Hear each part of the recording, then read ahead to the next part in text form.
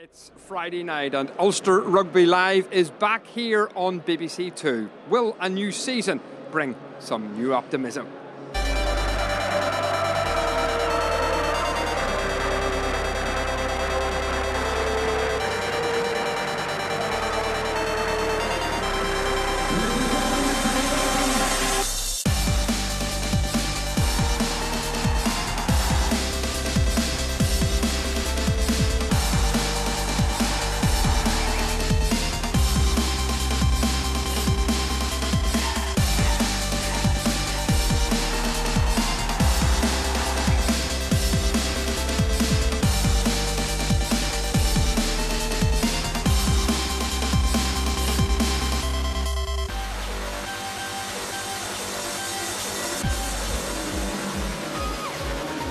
Well, it's a perfect night to kick off another Pro 12 campaign here at Ulster Rugby headquarters. It's good evening from the Kingspan Stadium for the first match of this new season, and the Welsh Dragons are the opposition. And into our new outdoor surroundings, I welcome two old, or should I say, familiar faces. It's hello to Stephen Ferris and Andy Ward. Good to have you both back with us for this new rugby year. Stephen, how excited are you about this new season? How do you think Ulster will shape up? Just can't wait for it to kick off, to see Charles Piatai get out there for it is his debut, and if he plays anything like he did last week, you know, give the crowd something to cheer about. But you know, I think with the news that was breaking that this week with, you know, Ruan leaving at the end of the season, it's going to be a massive year for everybody involved with Ulster Rugby to hopefully win something come the end of the year. So Ruan can leave with his head held high and hopefully something to take with him as well. Fellow countryman of yours, the New Zealander Piatai, has shown some superb skill already in the friendly. Andy, what? Well, he's just magic. You know, he's an All Black through and through, and unlucky not to get into the last World Cup and so forth, but he made his decision and that's what it is. But my goodness, I'm excited to see him here and to run around the pitch that we've got out front of us, which by and large is absolutely magnificent, folks. It's like we're all wishing it was our front garden, but I don't think it's going to be. But Charles is exciting. He's awesome, and there's no other word for it. Stephen, you touched on it. There's been controversy this week. The IRFU have said that Ruan Pienaar must leave. The fans tonight are obviously showing, you know, their anger at this decision. Do you think he should be allowed to stay? Yeah, there's a bit of a Pienaar protest in the stadium tonight. Look, it's a very tough one for me. I'm absolutely gutted for Ruan Pienaar. He has to leave at the end of the season. I think people have got to understand what the succession plan is, and it's to ensure that Irish qualified players come through to play for the national team. That's what it's put in place for. But my question to the RFU is, what Ulster scrum halves are on their succession plan? And I'd like to hear their answer on that one. It's going to be a hard boots to fill when Ruan leaves next year. I know Paul Marshall's been here for a long time, but he hasn't really made that step up into international rugby. And that's going to have to be done, Andy. Well, we'll talk lots more, obviously, about Ruan Pienaar in depth at half-time. He, of course, starts tonight in a pretty talented Ulster lineup, and with a newcomer in the starting lineup. Ross Kane, who lifted the Schools Cup just a few years ago, starting at tight head tonight because there are 4 first-choice tight heads missing. It's a big night for him. It's a massive night, you know, and it's just amazing to see those clips. And those clips when he was holding up the Schools Cup there weren't that long ago, but his physical development, the way these guys train these days, is just fantastic to see what he was then to where he is now, and to be running out for, as Stevie said, his debut here at Kingspan. Fantastic. He shook hands with him there. I was down a little bit. Mark Sidebottom, BBC Newsline, and shook hands with the fella, and he is a man mountain. He is a big lump of a fella, and he's just got to go out there and enjoy it. It's a massive night for him, for his family, for everybody involved at his side, and I wish him all the very best. Yeah. Well, Ulster will want to kick off this campaign with an impressive win, no doubt, tonight. The teams are on their way, and it's time to join our commentary team. Let's hear from former European Cup winner Tony McWhirter. But first, good evening to Jim Neely. The season of mist and mellow fruitfulness has arrived, and with it a brand new rugby season. All the hopes and aspirations from an Ulster point of view, hoping for silverware for the first time in well over a decade. The opposition tonight, a side who ran Ulster very close on 2 occasions last season, the Newport Gwent Dragons. And they brought a fairly strong side who led from the middle of the front row by Rhys Thomas. And either side of him, 2 recent recruits from Cardiff, Sam Hobbs and Welsh international Craig Mitchell. Behind the scrum, 3 more new faces. Nick McLeod, who's joined from Sale, Pat Howard from the Northampton Saints, and Sam Baird, who's arrived, the New Zealander from Edinburgh. But it is not a bag side at all. There's big Corey Hill there, this Dragon side. Remember, last time they were here, it took a very late penalty goal by Paddy Jackson to secure an Ulster win. Well, the anticipation, which has been building up for more than 3 months, is over. And Rob Herring, joint captain named for the season, along with Andrew Trimble, who will be coming along, I'm sure, to play him within the next couple of weeks, leads an Ulster side out. 5 of the last 6 seasons have seen Ulster get to the knockout stages of this competition. And there's a man who's the announcement of whose departure has caused, well, palpable outrage right across Ulster. They're not very happy at all, the Ulster fans, but the IRFU have said that he's blocking a place for an Irish qualified player, and you've got to have sympathy on both sides, I've got to say.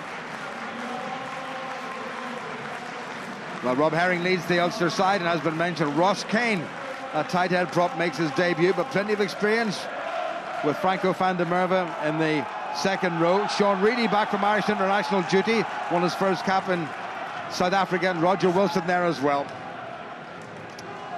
And there is what's called these days the marquee signing of the season. Charles Piutau, capped 16 times for the New Zealand All Blacks. And then the man in the middle, born in Romania, refereeing out of the Italian Referee Society, is Marius Matrea. And making his Ulster debut at competitive level is the signing from Bath, Brett Heron, only 20 years of age, Irish qualified. And Dragons straight away trying to get the ball away. Carl Meyer, Jacob Stockdale, who was the top Irish try scorer in the recent Junior World Cup. Taken in with comparative ease there by the Dragons on their 10-metre line. Pitch in perfect condition, and 10 out of 10 for head groundsman James Laird and the staff for getting the park here at Kingspan into such good condition. Busy enough start, and happy new season to Tony McWhirter. Happy new season, Jim. Happy new season to everybody at home as well. And Ross Kane straight into action here after a bit of sloppy play by Dragons in midfield. But I'll get my piece in on the Pienaar situation, Jim. It'd be great to see him put on a real armchair performance this evening and show everybody that's watching what a class player he is. Well, he's made his home here. His wife Monique and family have been very happy here. Alas, he's going to have to go at the end of the season, but don't rule out Rowan Pienaar coming back to Ulster in some shape or form, because he's really taken to this pocket handkerchief part of the world, and he may well decide to make his home once he stops playing professional rugby. More of that at half-time from Stephen and Andy, and Big Stephen. First scrum then on the tight head side for the Dragons, Craig Mitchell, Welsh international.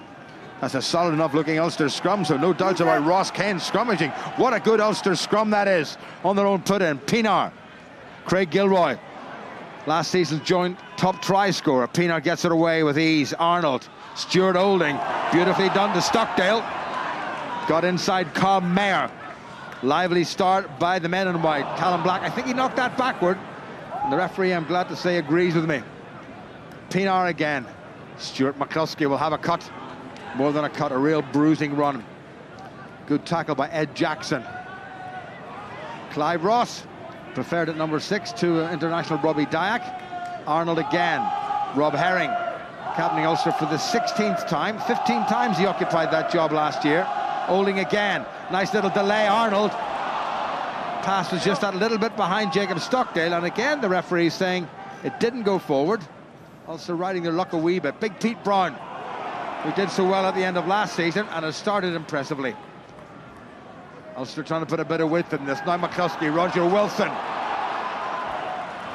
playing his 208th game for Ulster, the most capped player in Ulster rugby history. Dragons coming away with it. Good defending by the men from Newport. There's a South African, Cyril Pretorius at scrum half, and Carl Meyer gets it away. Good to see Ulster putting a bit of width in that. Yeah, there's plenty of width, and conditions, Jim, are so good as well. Underfoot, magnificent. Overhead, sorry, it's as good as you're going to get. And I think the intent from both sides this evening will be to play an expansive game of rugby, and certainly with the back line that Ulster have, Piatoy et al., they'll be looking to get it wide. Charles Piatoy's performance against the Northampton Saints earned him quite rightly the Man of the Match award. Brown wins it again. Arnold. McCluskey into a solid looking Dragons defence.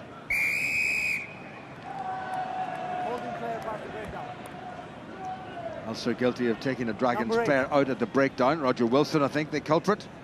Marius Maitreya, who refereed the first and the last of the summer internationals, did England against Wales somewhat controversially at Twickenham away back beginning of June, and then did the second test between Japan and Scotland toward the end of June.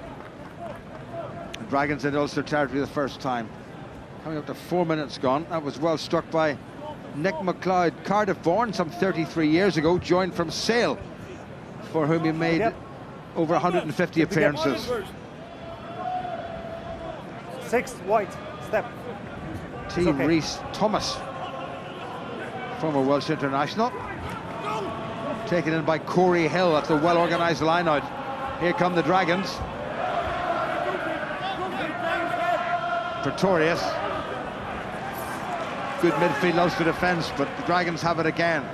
Was taken on by the impressive youngster Ollie Griffith, captain of the Welsh under-20 side in recent years. Pretorius again. Ed Jackson knocked to the ground. Back in the Dragons side. Inside to Griffiths. Release white. Franco van der Merwe made the tackle. Ulster told to release. All well stolen by Ulster, but illegally so. Roll quicker 5. Yes. Franco van der Merwe not rolling away from the ball quickly enough for the referee. Shot. And this should be 3 fairly straightforward points to the Dragon after that early spell of Ulster pressure. Yeah, Dragons getting some ball time and game time, and they look pretty proficient as well. We saw a lot of this from the Dragons last year, Jim, specifically in the match at Ravenhill, where they were really a match for Ulster that night, and unlucky not to come out with something more than a 2-point defeat. But they have plenty on board, and I'm quite impressed with some of the signings that they've made. They've definitely strengthened the squad, picked up squad players from some of those other sides in Limit long transfer, you detach in the top 12. Just be careful, okay? Yeah, of course, the big departure was Talupi Faletau, who's left him to play his rugby in the English Premiership. But this looks fairly regulation for Nick McLeod.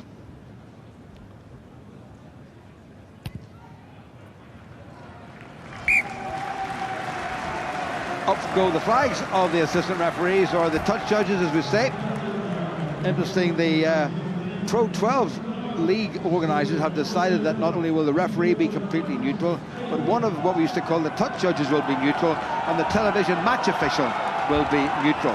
So we have Marius Maitreya refereeing. His fellow Italian Matteo Lipperini is also running the line, and the TMO is Stefano Penny, and also on the line, the first time we've seen her at Ravenhill in this capacity, is Helen O'Reilly, the first woman to become a member of the IRFU's refereeing panel.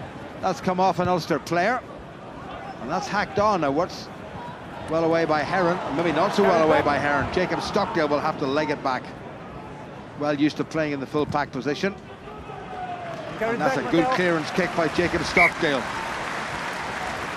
If you look at the size of him, Tony, compared with this time last year, he was a big skinny fella, and he's not so skinny now. No, he's far from it. Had an outstanding under-20 World Championship for Ireland during the summer. We know that Les Kiss is a big fan of him, and certainly whenever you put the names of pro, you triple into those outside back positions. It's going to be a hell of a competition come later on in the season. And he is only 20. So it was taken back into the 22 by Ulster, which means the lineout's inside the 22, while taken by the man who captained the Dragons last year for all of the season, Reynard Landman, the South African. Rhys Thomas is in there as well. Craig Mitchell just meandering round at a gentle pace. Ulster made it tough for them at the breakdown. Ollie Griffiths gets it away again. Ooh, bit of a gap there, and Adam Warren, one of only 3 Welsh internationals in the starting 15, nearly got away. This is good stuff. There's a half a break here. Mayer, good offload. Pat Howard makes a decent bit of ground. Pretorius again. history looks like it might be repeating himself, because last time they were here they scored an early try. Pretorius into his fellow South African Ruan Pienaar, but there was an accidental offside. The man with the ball ran into the man without the ball, and the referee judged that the Dragons got an advantage from that. So Ulster will be getting the scrum and relieved. Yeah, look, it was certainly a breath of relief from Ulster. Just need to watch their spacing in between defenders. On occasions they're getting too tight, it's leaving a space outside. We've seen the Dragons slip a couple of short passes and find some space with good footwork as well. So maybe just a little bit more communication between the Ulster players in defence.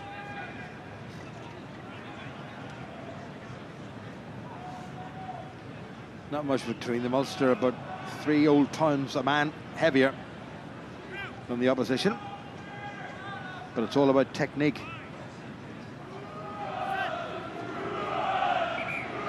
With a big scrum this for the young man on the tight head of the Ulster side, on the far side of the scrum, Ross Kane, captain of the Methodist College team that won the Ulster Schools Cup about 3.5 years ago. Should have played in 2 successive finals, but was injured the year before.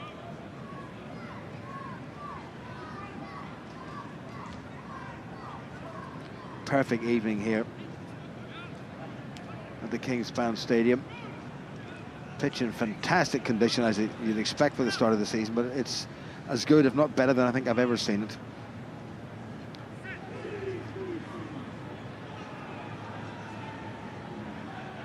Good strike by Rob Herring. Ulster down on the far side, but the referee's happy enough. McCluskey gets it away to Piatow. Releases Stockdale. Now, is it a wee chip ahead? No.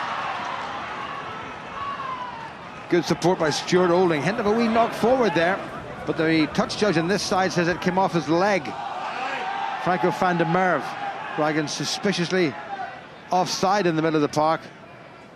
Heron decides to kick. Not the greatest in the world. Dragons on the counter. Ross Kane over quickly. Good work by the tight head. Pienaar. Away to Rob Herring. This is Ross Kane. Nicely presented. That was Craig Reedy. Big Peter Brown took a nice pass from Brett Heron. Pienaar glances. Herring. That looked a bit on the high side. The crowd thought so. Referee didn't. Heron. To nobody in particular. Wee bit sloppy by Ulster's new outside half. Paddy Jackson expected to come back for round 3. Pretorius. McLeod seeing there's nobody at home for Ulster. This could be interesting. Oh, he's gathered that. Now, has he got that down? He's skidded in. And I think they're going to have a look at that. Well, that's Howard. I think he may well have got that try. And he has been given the try. Well, that was a little bit of a comedy of errors as far as Ulster were concerned. And Pat Howard, the South African from Peter Maritzburg, has got in for the opening try of the game, and Ulster back on their heels. Well, the crowd couldn't believe it. The Dragons weren't too sure, but the referee eventually gave it. Yeah, very, very clever by Nick McLeod. Dragons outside half. Jim looked up, saw nothing was on. It's a mismatch in the wing. It's Pat Howard against Clive Ross, and Clive Ross, to be honest, probably wasn't expecting the kick to start with, but certainly got caught out pace-wise there against the winger, and Clive Ross by no means slow himself, but great ball control from Howard, the way he slid and taken that, managed to hold on to it and slide over, letting momentum take him over the line rather than trying to do anything with the ball. But Clive Ross will be disappointed there. He's been caught asleep, really. Well, a bit of a mismatch, although Clive Ross is pretty pacey. Back row forward against the wing 3/4. There's always only been one winger. He scuffed out a little bit, McLeod, so no conversion. But what a start by the Newport Gwent Dragons, as was the case in February of last season. Given these sort of conditions, they're a very, very good side. Difficult to put away. Like to use their feet, play the ball out of contact and keep the pace of the game up. It's important that Ulster get that line speed up and start hunting down these first-time tackles. So Heron, the former England under-18 international, in his first senior game for Ulster, gets it away, well taken in by Reynard Landman. Pretorius. Ollie Griffith. Here comes Carl Meyer. Craig Gilroy flattened in the attempted tackle. Oh, he's got up and he's a bit wobbly looking, Craig Gilroy. Wait. He'll need to have a little look at him, I have a feeling. Well, the Dragons playing terrific rugby at the moment. That's a very clever kick, so they're doing well out of hand and they're doing well with ball in hand. I'm hoping Craig Gilroy is going to be all right, Tony. Yeah, he just got flushed in that tackle, went in for the big hit and came off second best by a long way, but he's back on his feet, looks okay. And again, the Dragons just showing nice poise with ball in hand, threading the kick through, looking to apply some pressure onto the Ulster line out. Well, this time a week ago in the final pre-season friendly, Ulster were well in command against the Northampton Saints, and a pretty star-studded Northampton Saints side, and maybe not too many stars in this Dragons side, but they're playing like a very committed team. Herring, Wilson at the front, McCluskey gets across the gain line. Dragons give away the penalty. Number 10 on the wrong side. Stay there. Need to roll. Such a fine target man, Stuart McCluskey. Does that so well, running that hard line, prepared to take contact. Sucks 2 or 3 defenders in, and on this occasion wins the penalty. It's a good strike by Brett Herron.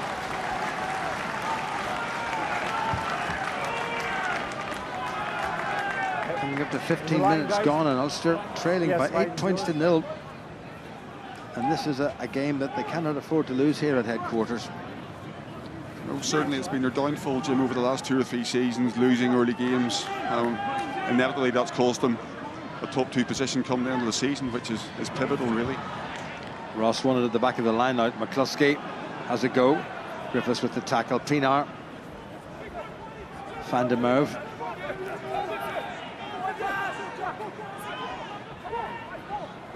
Charles Piatow. Nicely done. Gilroy just lost his footing. I'm not sure that Gilroy's 100%, that Ulster have got a replacement. It looks like Robert Little is warming up. And Gilroy's hobbling a little bit. I think Gilroy's game might be over after that tackle. He certainly looked very uncomfortable, and there was that little sort of boxer's wobble after you get hit with a hard shot. Yeah, he's been called ashore, and certainly Robert Little was impressed in pre-season, both against Exeter and against Northampton last week. Scored a fantastic individual 80-metre try over at Sandy Park, and his goal kicking last week, Jim, against Northampton was superb. And again, a youngster coming through the academy, this production line that Ulster fans want to see, and he's another one that hopefully will quickly make his mark. Well, good carry by Piatow. Gilroy lost his footing there, but it was the early contact that caused them all sorts of problems, and that means it's a first senior cap for this young man, who for the first 6 years of his school's rugby career was at RBAI, and then transferred up the Malone Road for his last year to Methodist College. Crouch! Played for the Ulster A team at fullback for most of last season, just in his first year out of school. Good bit of Ulster pressure on the Dragons put in. What a good scrum that is. The Dragons have got the ball, but it's untidy, but they have a little bit of a hint of an overlap here. Oh, that's good running by the Dragons. Sam Beard showing a fair old turn of pace. And Ulster did well to come back. And Stuart McCluskey, has he hurt himself now? The pre-season list of injuries was pretty awful, and even though Ulster have a plethora of riches in the middle of the park, they can't afford to lose Stuart McCluskey straight after Craig Gilroy. But what a good scrum that was by Ulster. Callum Black and Ross Kane doing well. Yeah, he did do well. Ed Jackson also doing well for the Dragons, Jim. Just good control at the back, didn't panic, let the wheel come on, then picked it up and was able to get it out of the way to Pretorius. But Stuart McCluskey almost got left embarrassed there, showed the outside, and Beard nearly took it, and looks like he's just twinged something as he's gone down in the tackle. Well, he's up again, the big fellow. Well, that's good to see. The crowd will be mightily relieved, and Les Kiss and his coaching staff will be mightily relieved. There's 2 men we hope to see in the not too distant future. Chris Henry on the right and Tommy Bowe on the left. It was 17 minutes trade. Wilson at the front. Pienaar. Well taken by McCluskey. Had to stretch. Pienaar in quickly. Clive Ross. Got across the gain line. Pienaar again. Back inside. Sean Reedy. Capped by Ireland as a replacement on the South African tour in June. Stuart Olding. Oh, lovely dummy by Olding. Decided not to keep it in hand. Good covering by Beard from the Dragons, the man who made the break a couple of seconds ago. And the Dragons have got possession back. Pretorius. McLeod did well. Clever stuff by the 33-year-old. Pretorius played for the emerging Springboks. Now Piatow, and listen to the roar from the crowd. And he struck that quite nicely, but Mayer is well positioned. Oh, that's a good touch. Just a couple of occasions, Jim, whenever Ulster have made the break. We saw a break from Jacob Stockdale maybe 10 minutes ago where perhaps he should have kicked and held on.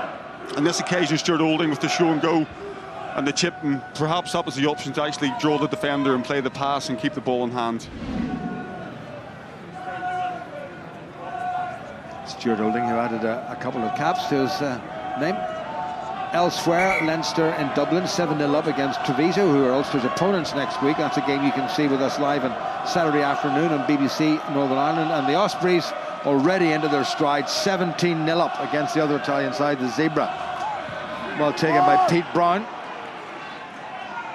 despite the attention of Corey Hill. Rob Herring takes it on. Lets it go to Pienaar. He put a wee bit too much in that. Nobody was chasing it. Adam Warren, the Welsh international, got past the first tackle. Pretorius. Pienaar. Piatow.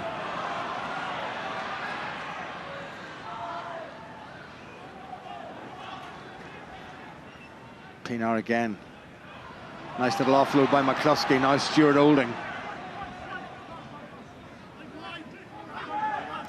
Career disrupted at a very tender age by two serious knee injuries. Wilson, nicely done. Here's Ross Kane. Good pass by the prop, Stockdale. Pienaar again. Ulster just have to be patient. Callum Black, Ulster's loose head. Now with 109 appearances. Away by Heron. Oh, Piatow nearly got that away. Referee playing advantage. Pretorius has a clever kick. Knocked backward by Stockdale, I have a feeling. And he's got away. Good defending by Stockdale. Now McCluskey. Might have been better employed keeping that in hand. Yeah, it's just a bit of a kick to nothing, isn't it? You know, if you're going to kick it, send it home. Those wee dribbles in behind, invariably down that tight touchline. You know, it's a kick to nothing and you're giving away possession. Good tackle on Jacob Stockdale by his opposite number. It's very noticeable, Jim, the Dragons sending nobody in defensively. First up tackles have been made now on every time, but they don't commit at all. They're happy to send one man in just behind and then fan out, and Ulster really struggling to break down their defensive line at the minute. Well, they're struggling with injuries because Stuart Olding's the man in the wars now. We were saying how good it was to see Stuart McCluskey recover and get up again. I'm not sure about Stuart Olding. I can see Sam Windsor warming up on the far side, who came on as a replacement centre against the Northampton Saints. So what happened to Stuart Olding? It was Piatow got the ball away, and Olding went into the tackle, and he instantly put his hand to his right leg. Looks like he's getting that right ankle strapped up. Well, I hope that's nothing too serious, because at 8 points to 0 down, and Ulster have already used a replacement in the back division. This is Piatow trying to get it back with one hand, slapped back by Sam Hobbs just as he was tackled by Stuart Olding, and that right ankle seemed to just give underneath him. Well, he's going to continue, methinks. He's looking a wee bit ginger.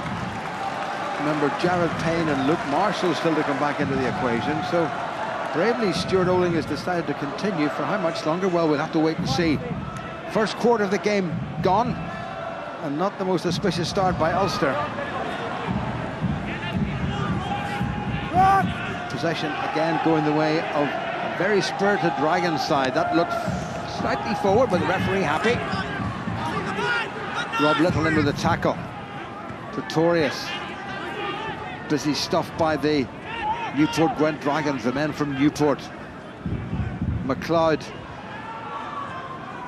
Good strong drive by big Jack Dixon, the inside centre. Pretorius again. Thomas, Rhys Thomas, the Dragons skipper. Pretorius. Nick Cudd, first time we've seen him with ball in hand. Busy open side flanker. Ulster ferocious at the breakdown. That's very encouraging. Herring away, nicely done. Here's Pienaar. Oh, what a break by Pienaar. Little chip for Little, who's very quick. Here comes Rob Little. It's gone loose, Little. He got his... Oh, he couldn't quite get it. Crowd thought the youngster had got his first senior try. They may have to have a look at that, and he may well have got it, you know. It's going to be very close. Marius Petraeus going upstairs. There's two errors on both sides, Jim. Pat Howard fails to grab, then Little almost gets taken out without the ball. And the ball rolls over the goal line, and it's basically first hand down there. So I think Little certainly has got downward pressure. It's a case of whether he's knocked on before the ball has come his way. Well, Marius Maitreya having another word there with Helen O'Reilly, but he's already gone upstairs to his fellow countryman Stefano Penny. Well, we'll have another look at that. Now, it was loose there. Little pounced. Did he control the ball? As the foot came in, it's gone backward there. He's scooped it. Well, that's a try. That is a try. I'm pretty sure. The ball went backward. He pulled it in, and then he got himself over the line. I don't see any reason why that is not going to be a try. Precedente, Marius, che sembrava la più chiara. What do you think, Tony? It's just a case if he deems there, Jim. I think ball's maybe been kicked out of his arms. So if that's the case, then it's not a knock-on. And surely advantage then should go to the attacking player. I would tend to agree with you. I think if there is anything there, it's going to be 5 points and a great start for Robert Little. Not clear and obvious knock-on by White. Not clear and obvious knock-on. Not clear and They're obvious saying there's no clear and obvious knock-on by White, so it should be a try. It is a try. Time on. Well, what a debut. Well, not for the first time. Ruan Pienaar has been the architect, but the young man who's finished it off, the baby of the Ulster squad, just 19 years of age, Rob Little, gets his first senior try. And I tell you, this young fella has got greatness. Yeah, he's got pace, he's a great goal kicker, but he has poise as well, Jim. But roll that back, that's classic Ruan Pienaar, but that's also how you play a grubber kick. You put pace on it, you put direction, and you give somebody a target to actually hunt it down and chase down that kick. Well, it's almost impossible to say just how much he'll be missed. I think everybody in Ulster, while there's no sentimentality in professional rugby, certainly he doesn't feel any sentiment. But a lot of people in this squad will want to achieve something this season just to say thank you for what Ulster have received from Ruan Pienaar. 2 more points Ulster received from Ruan Pienaar, and that brings it back to a 1-point game. It's got the crowd going a bit as well now. First time tonight the Ulster faithful have had a chance to get out of their seat, and perhaps that's going to inspire the Ulster side onto something bigger and better. Well, he kept his cool, Rob Little, didn't he? It was just beautifully weighted by Pienaar as well, right on the goal line. So tantalising as you run onto that as an attacker. McLeod puts it long into the waiting Roger Wilson. 207 games, now 208 for Ulster and 118 for the Northampton Saints. 325 senior games he's played. Well taken by Carl Meyer. Dragons straight back into action. They probably enjoyed about 70% of possession in this game, and yet they're only 1 point up. Pretorius, that look forward. Little pop pass to big Reinhard Landman from his skipper. I was just behind you. Just see Ulster starting to turn up the pressure at contact time as well, Jim. The first 20 minutes is really just almost getting your second breath in many ways, but we can start to hear the tackles going in now. double teaming, staying close together, going one high, one low. They're attacking the ball and subsequently starting to slow down ball, for which the Dragons initially for the first 15 minutes was Swedish from the jar. Helen O'Reilly. Welcome to Ravenhill.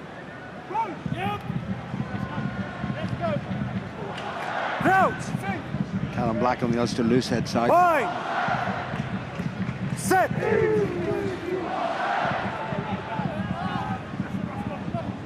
Good strike by Rob Herring, and Ulster dig in. That's another solid looking scrum. Stay there. Full marks the young master Kane on the tight head side. Here goes Pinar. Nice little wrap around. Piatau.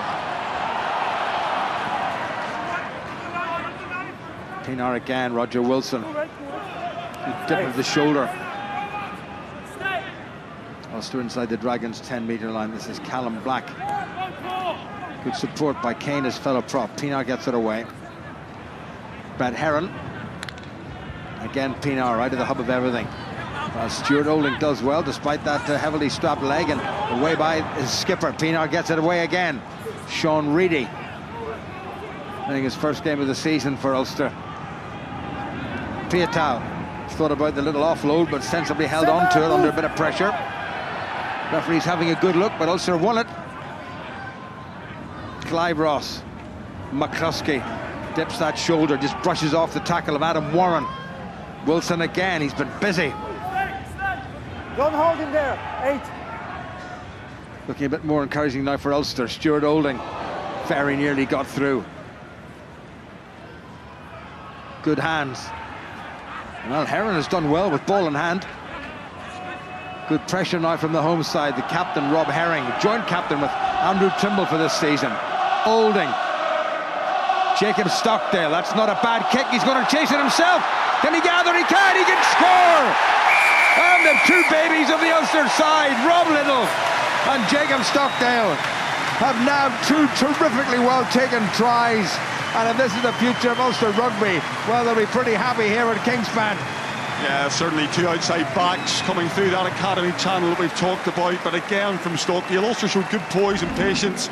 They're happy to pick it out, but it's Olding to Stockdale. Has a look up at it again, Jim. It's a better kick, almost rugby league-esque, in behind the defenders, but good pick up on the run as well. Stoops gathers and makes the touchdown.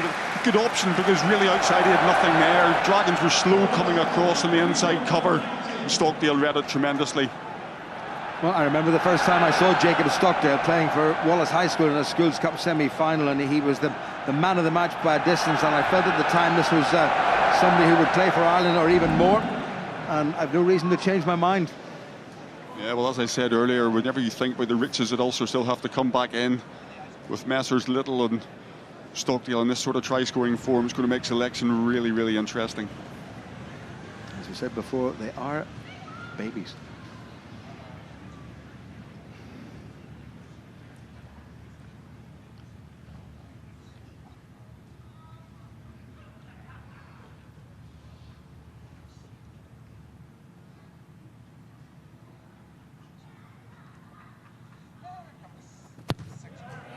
Oh, yes. Oh, no, not quite.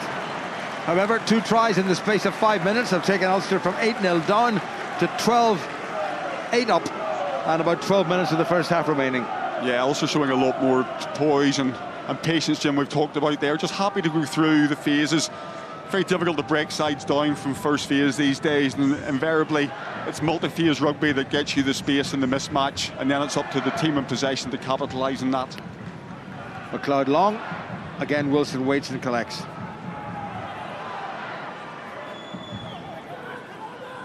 Wait, stay there. No, Rocco's, wait. Use it. Pete Brown takes it from his scrum half ruin, Pinar. Heron. Piatau. Oh, lovely offload. That went backward. Taken in by Stuart McCluskey. Use it. That's for Little. Now, was that knocked forward by the Ulsterman? Knocked back, I think, by the Dragons, says the referee. Dragons back inside their own half, but they have the ball. Colin Mayer at scrum half. Good work by Corey Hill clearing out Ulster defenders. That's knocked on. Regather. Oh, regathers with the referee. Didn't touch the ground, it seems. Pretorius, half blocked by Ruan Pinar. Where's that going? Straight into the arms of Adam Warren. Dragons hoping to bounce back. There goes Pretorius. Pinar with the covering tackle. And again Pinar. And again it went backward from the Dragons' hand.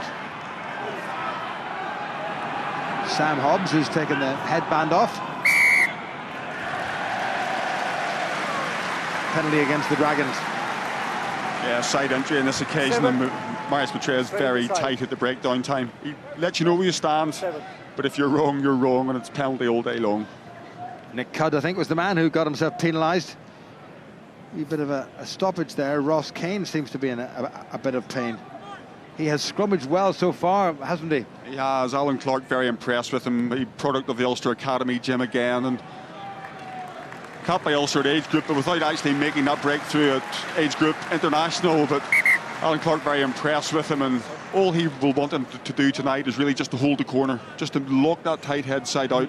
Anything he gives in the loose will be a bonus point, and certainly the fruits of his labour are earning good reviews. Lloyd Fairbrother has come on at tight head prop for the Newport Gwent Dragons. Rory Best, who will be back, maybe not for the first 3 games, but certainly from there on. Stood down as Ulster's skipper. Fast approaching 100 Irish caps. Could be the first Ulsterman to reach that milestone. Glad to say that Ross Kane, who is looking pretty solid, seems to be fine. Andrew Warwick was just about to come on, but he's gone back to the bench. So glad to say Ross Kane, who's had a great debut, is fine. Rob Herring, well won by Ulster at the line now. That's been a good aspect of their game. McCluskey again trying to make a bit of ground, and Ulster have won it. Rob Herring back inside to Piatow, always at the elbow looking for the chance of a half break, taken on by Pete Brown. Pinar, another replacement on, it seems, for the Dragons. Wearing number 20 is Lewis Evans, the club captain. Good tackle by Fairbrother on Clive Ross. Pinar gets it away. Stuart Olding, no way through. Lewis Evans cuts it off. Well, a couple of men over. Good pass by Pinar, just makes a bit of width on it. Sean Reedy, he scored 4 league tries last season for Ulster. Pete Brown again, really involved. Good strong work by Brown, grafting away mightily. Dragons hand in there, referee happy enough. Now McCluskey. Reedy in to help, Pinar again. Herring. Brett Herron. That seemed to go forward, and that's going to be a Dragon scrum. 8 minutes to the interval. Ulster have come back pretty well. Yeah, they have, and again, just going through phases, softening up this Dragon side, and Brett Herron just having the ball stripped out of his grasp. But again, he's made a slow start this evening, Jim. I was impressed with him last week against Northampton. I thought his kicking out of hand was exceptional. He defended his channel well, but from all 10s you have to be a distributor, and I think maybe a little bit nervous this evening making his competitive debut, but growing into the game as it's gone on. Yeah, he's only 20 years of age, remember.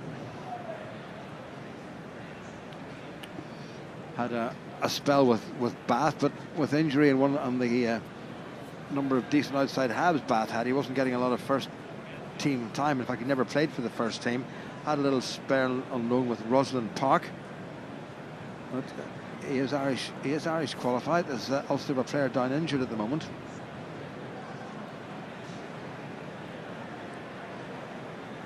Well, a lot of season tickets sold. I think we can look forward to plenty of support here at headquarters. Franco van der Merwe. Van der Merwe going in there, clearing out a player, and then he got caught from behind by one of his own players. Ooh, now there was a hand suspiciously near the eye of Franco van der Merwe, and I'm just wondering at some stage will the sighting commissioner Wayne Sheridan have a little look at that. I don't think there was anything. I hope it certainly wasn't deliberate, because it's the last thing you want to see, but it might be worth looking at that again.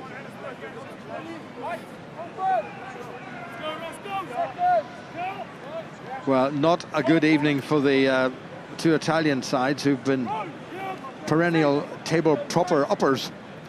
Leinster 15-0 up at home to Treviso. The Ospreys romping it against the Zebra. Set. Not much of a romp here at Ravenhill, but Ulster 12-8 up, 2 tries to 1. Taken away by Ed Jackson. Good driving run by the Dragons number 8, Reynard Landman. It's very encouraging when big forwards get across that gain line. Good tackle by Sean Reedy. Pretorius, Mayer, well taken by Olding. Stockdale gets in. Oh, he's done well, Stockdale, to disrupt all of that. Terrific piece of defending. First of all by Olding to slow the man down, and then by Stockdale to scrabble the ball away. Yeah, it was, but that was after 2 line busts, Jim. We saw Ed Jackson really, Brett Herron put his head in the line, but he was trailered out of it, and then Rhino Lineman, who's been effective with ball in hand, he's a big brute of a South African, really carries the ball strongly as well. But again, they've gone from their 22 up the halfway line there with 2 first up ball carries, and defensively Ulster won't be happy with that. Dragons line out, won by Corey Hill, McLeod, Lewis Evans. McLeod again, bit of width on it. Sam Beard again causing problems for Ulster's defence. Pretorius taken on by Fairbrother, the replacement prop. Again Pretorius, McLeod, Nick Cudd. Nobody at home. Clive Ross scoops it up.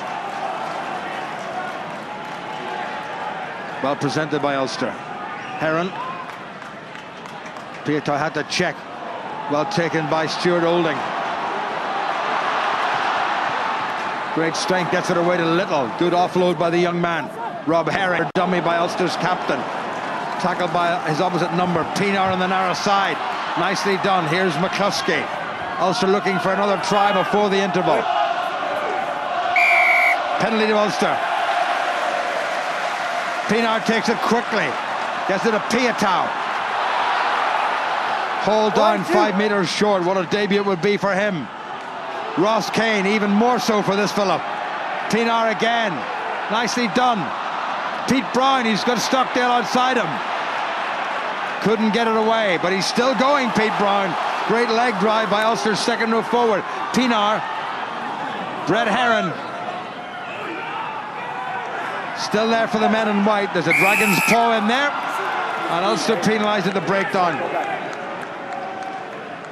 Well, that really was pretty close. Yeah, just holding on side to side, but all started, Jim, by brilliant work rate by Clive Ross just down in front of us on the halfway line here. Ball flicked out by Corey Hill, and it was Ross who he gathered and moved it. Subsequently then, it's Pienaar with the tap and go, and Pietau's just busting for try time, isn't he? And Keane carries well, but Dragons just did enough defensively, got enough men on board to snuff it out and clear their own lines. Yeah. Couldn't blame Pete Brown for hanging on there because he just couldn't quite get the ball away to Jacob Stockdale, so he did the right thing. And this was all the pressure, and Ulster, I think, guilty of just hanging on. Marius Maitreya not allowing them any more than a millisecond to release. No, Nick Cudd over the top of that, and he was one of the top stat guys last year in terms of turnover in the league, and he's at it once again. Well, the Dragons about to make another change. Sam Beard has gone off. More about his replacement in a second. Tyler Morgan is the man who's come on. Use it. Cap for Wales 3 times. Pretorius. Stockdale. Well presented. Rob Herring goes in. Tackled by Adam Warren, who's come around from the left wing. Use it. Little glance now from Pienaar. Callum Black to set it up nicely. Landman gets himself trampled for his troubles. Pietau. Well away to Herring. Crowd baying for a penalty. Clive Ross.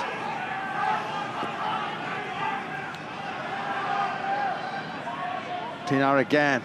McCluskey had to come back inside. Ulster on halfway, 3 minutes to the interval. Pietau. Tackled by Fairbrother. Pienaar again. McCluskey. In fact, that was Clive Ross. That's good stuff. Stockdale sensibly comes in field. Heron, Ross. Started at 7 a week ago in the pre-season friendly against the Northampton Saints. Herring at scrum half. A wee bit over complication in the middle of the park there. Knocked on by Ulster. Referee playing advantage to the Dragons.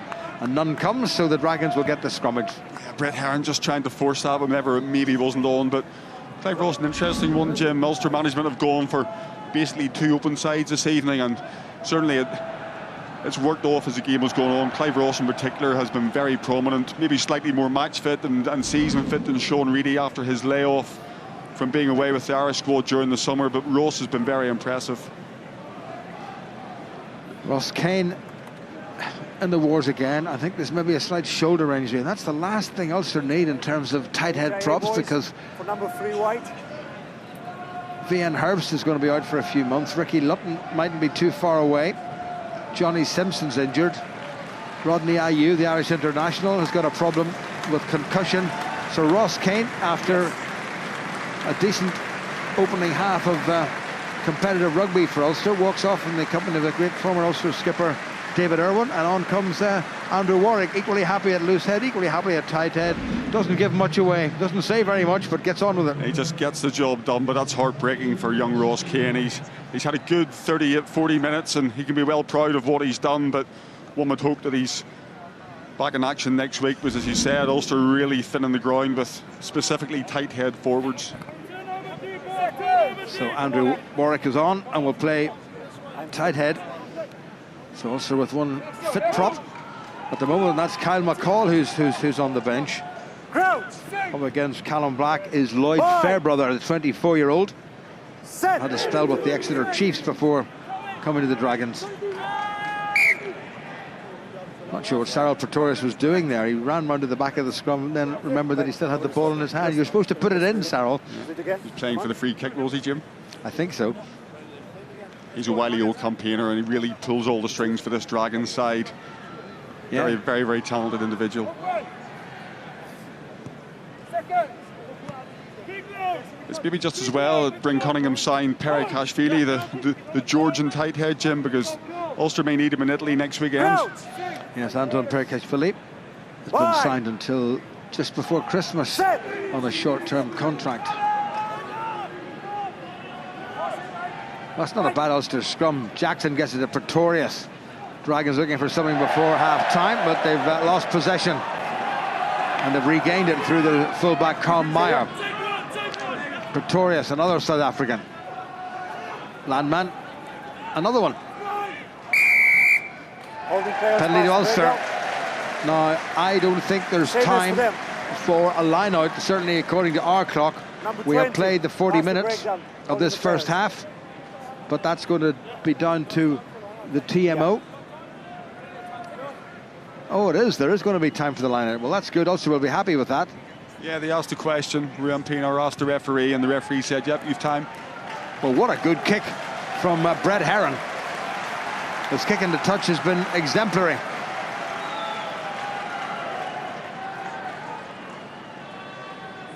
Ulster's driven line out against Northampton, Jim, last week, getting him a try right in this corner as well, but perhaps to look for a strike move off the top tonight. Go for something just a little bit wider. Yes, a wee bit far out, but you never know. While the old Reynard Landman just having a little look round, hoping to disrupt Ulster's line-out. Pete Brown takes it. Well, Ulster have secured the ball. Brown is right up in the air, so he can't really do much in terms of driving. But here come Ulster. They'll be looking for another penalty. Referee's got the hand out. What for, I'm not sure. And that's well defended by the Newport Gwent Dragons right at the end of the first half. Ulster leading by 12 points to 8, 2 tries to 1. And one of Ulster's tries from this man, Jacob Stockdale. And for the Dragons, the opening try came from the Welsh international Adam Warren. A topsy-turvy first half. Ulster going behind, then coming back to lead, albeit by 4 points. Half-time, it's Ulster 12 and Dragons 8. So the Ulster fans will be happy to see their side lead by 2-1. Stephen Ferris and Andy Ward have been enjoying what's been an entertaining enough first half. Stephen, give us your assessment of Ulster's first outing of the season. Yeah, well, they've come out to throw around the ball, and I think Dragons are doing the same. It's making for a pretty good spectacle. However, I think Ulster are a little bit predictable. I commented on it before, we're hitting a target and then we're going out the back, and the Dragons are just fanning out, and it's pretty easy to defend. I think I need to take it up the middle a bit in the second half, tire these guys out, and hopefully some more tries will come. But very entertaining. We're in the lead, and yeah, looking forward to an exciting second half. But from an Ulster point of view, Andy, probably not as slick a start to the season as they would have liked first half. No, definitely not. You know, it's this time of year. We're going to put out some excuses here and say it's early in the season. We haven't had enough game time. These guys have been together for a couple of, 6 weeks, maybe more, 8 weeks possibly. So we can't put it down to that. The conditions are perfect. The pitch is fantastic. They're here, as Stevie said, here to play some rugby.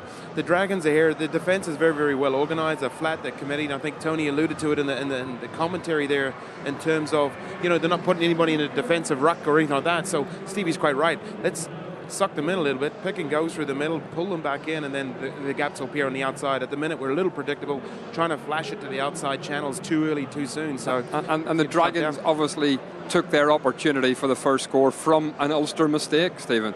Yeah, it's a bit like Ulster last week. Ulster put so much pressure on Northampton in defence, and that made Northampton make the mistakes. This week it's the other way about, especially in the first 10 or 15 or 20 minutes. Just a loose pass there. I think Brett Heron's really got to get control of this game. He's not really getting the lads in front of him to run lines and show them much direction. But that there is an unbelievable kick. He called for the ball. He knew the winger was against the back row in the outside channel, and it's a perfect kick. And to be honest, that's an incredible finish.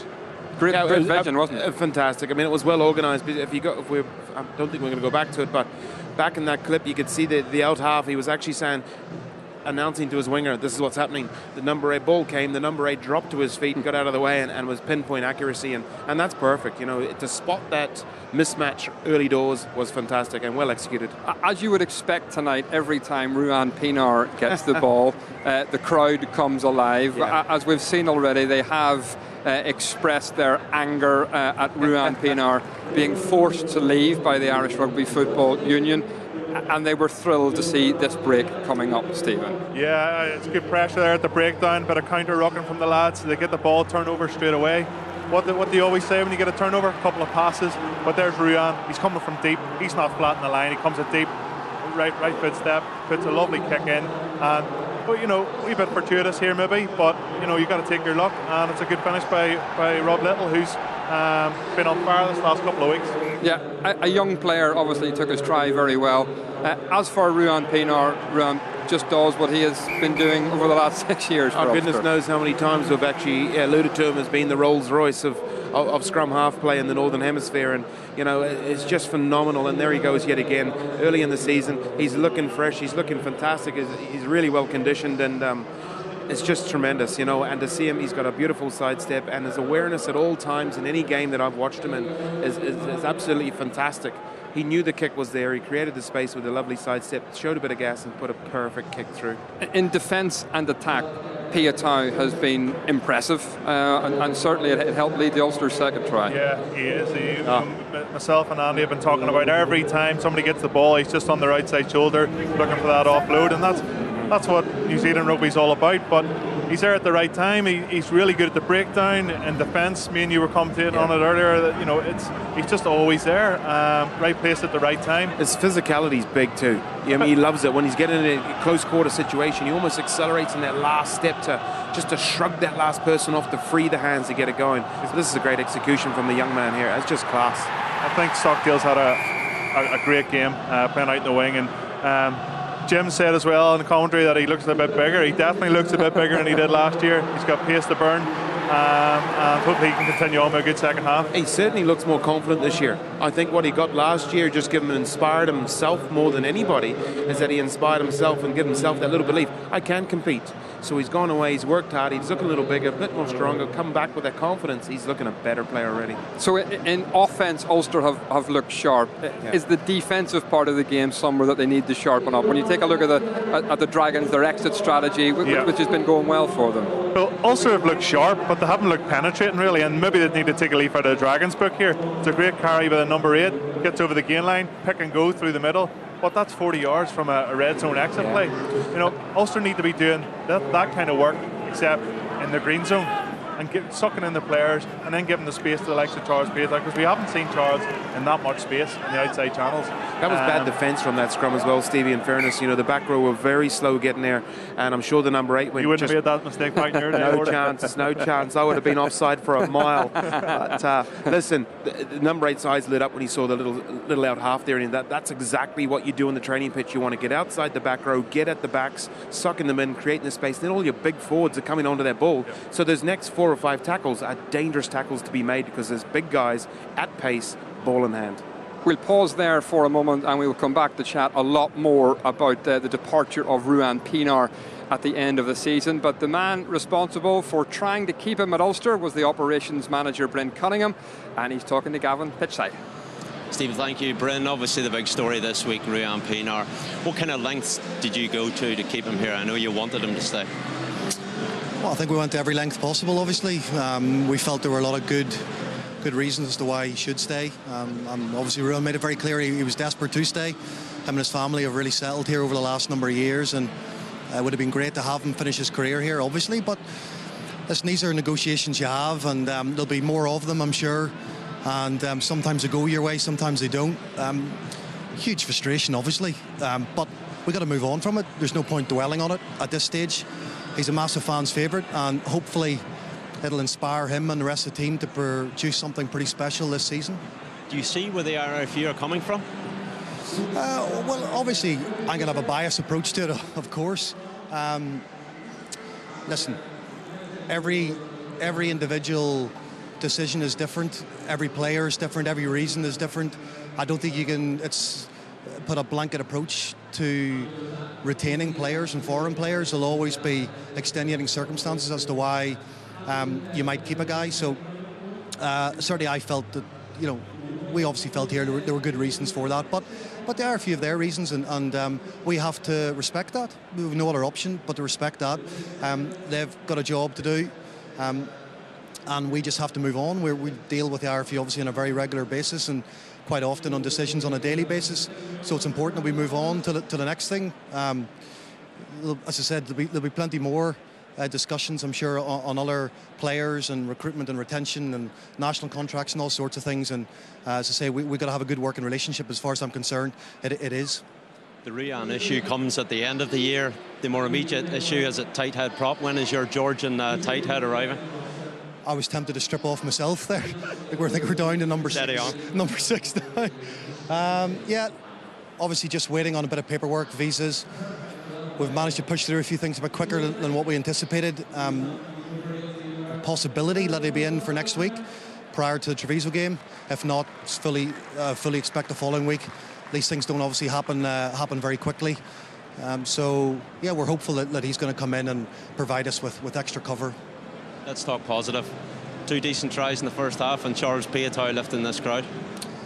2 decent tries, but a lot of the other stuff wasn't good enough, and the guys know that. And I'm sure the coaches are giving a bit of a talking to right now at half-time.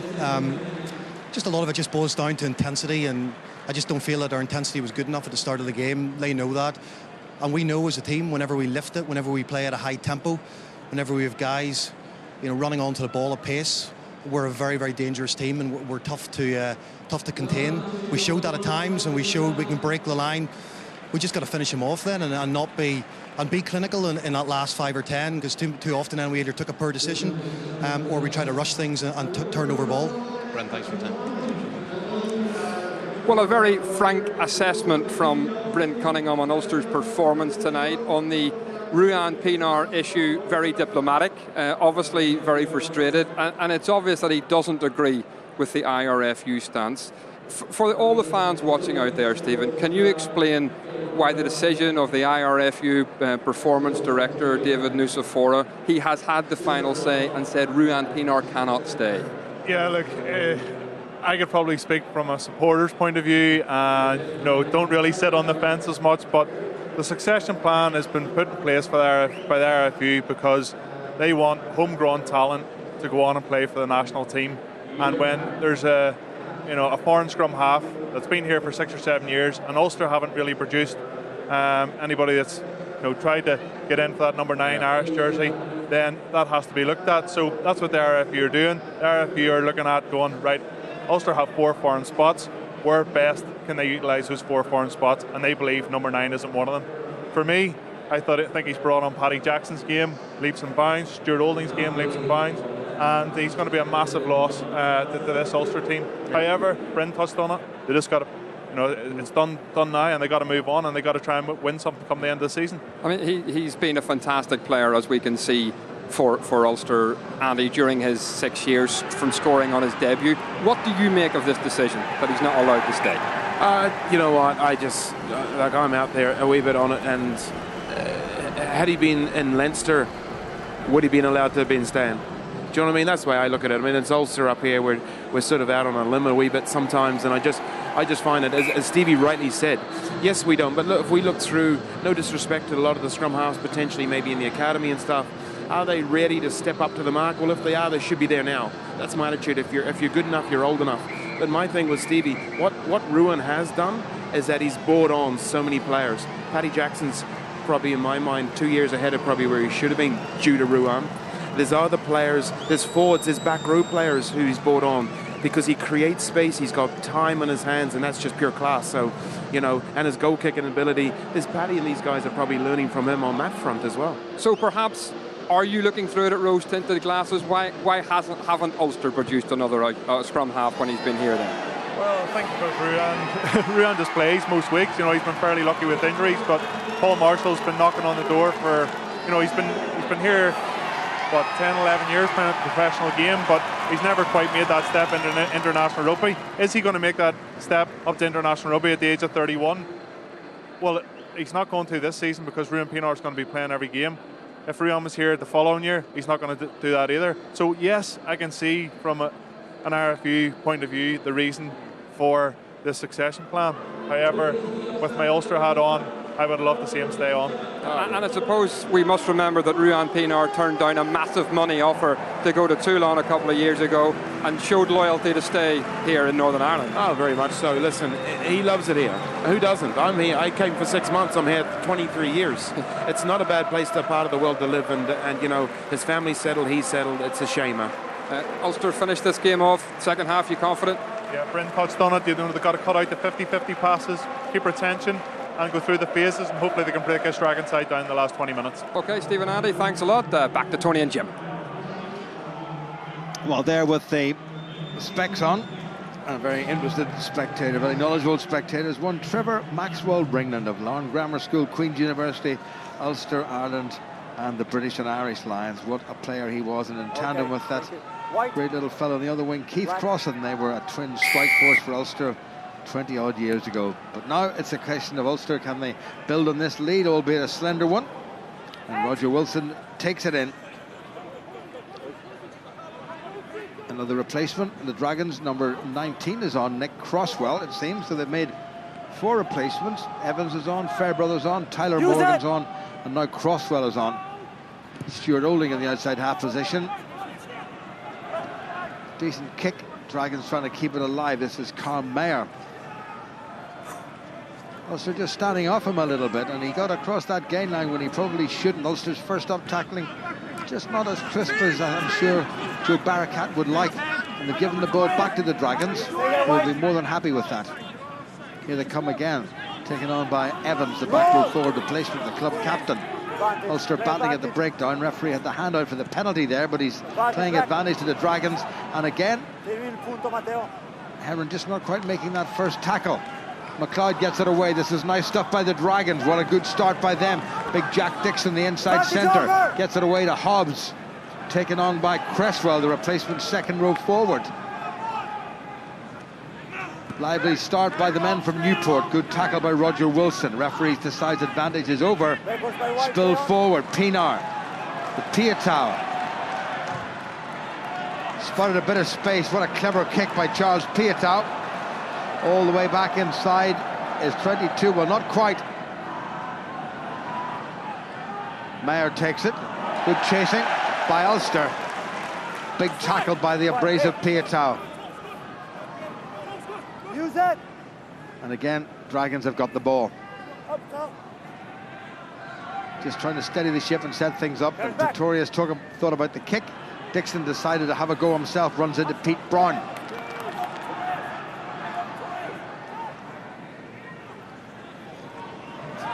Ulster being aggressive in the tackle, but the Dragons have kept possession. Back to McLeod. And that's a pretty good clearance kick from the Dragons outside half. Yeah, and so it'll space to start again, Jim, from Ulster really, with Brett Heron missing that tackle and Carl Mayer, and the Dragons just pour through, but Ulster capitalised on the turnover, and there really is electricity around the place whenever Piatow touches the ball. You can hear the crowd and the crackle, and you're just expecting the unexpected from him. I'm sure he's absolutely dying to get his name on the score sheet this evening. Both Italian sides have scored against their opposition, but comfortable leads, it seems, for both Leinster and the Ospreys on this, the opening day of the Pro 12 season. Heron, McCluskey, Roger Wilson. Pienaar changes direction. Nicely done with Herring. Here's Piatow. Dragons have kept him fairly well shackled so far. Pienaar needs a kind bounce. Oh, gets the kind bounce. Perfectly kicked. Measured, wasn't it? And just that little bit of top spin as it lands as well, just to kick it on that extra 5 or 6 metres. Just dribbles into touch. Beautiful. Pinpoint stuff. T. Reese Thomas gets it away quickly. Nicely back on the Dragon side. Sean Reedy in there. Pienaar charged it down. Try number 3 for Ulster. And guess who? The poacher supreme, Ruan Pienaar, gets yet another try. Well, you can see why he's going to be missed. A lot of rugby to be played this season, but that's what he's capable of, and he's answered everything in the best possible fashion. Splendid score by a supremely gifted player. He's just in the right place, Jim, at the right time, as every world-class player is, but he never gives up. He's always harrying around the base of things, and Pretorius makes the pass, and Pienaar's 5 or 6 yards ahead of any other Ulster player there. Gives the old slap on the chest over the crest and the badge, and just showing those fans in the memorial stand then what that shirt means to him. Well, he's done that a time or two. I remember him just about beating the Leicester Tigers all on his own at Welford Road, doing something similar in the second half on a filthy day, and then kicking the conversion and kicking a late penalty. Ulster now 17-8 up with the conversion to come. I think sometimes his size belies him as well. You think of scrum halves as being quite small, but Ruan Pienaar's nearly 6 foot. And with those hands above his head... about 6'2" at least. Yeah, you know, he just gives you that... There's that extra sort of foot and a half to get over with that reach that he has as well. And so many people fall into the trick of not hitting it high enough.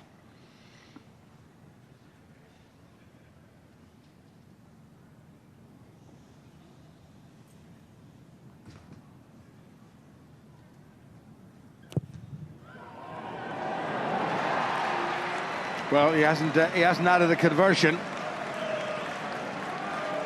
So instead of being 11 points up, you can see what the Ulster fans think about Ruan Pienaar's departure. But Ulster leading by 17 points to 8. They've now got 3 tries to 1. And one more try, remember, gives them the bonus point. Absolutely. Just that little bit of breathing space as well is all important. Well taken in by Stuart McCluskey, got above everybody. Rob Herring has the ball there, leaves it for Pienaar. Stuart Olding, very nearly finding a gap. Olding, twinkly feet.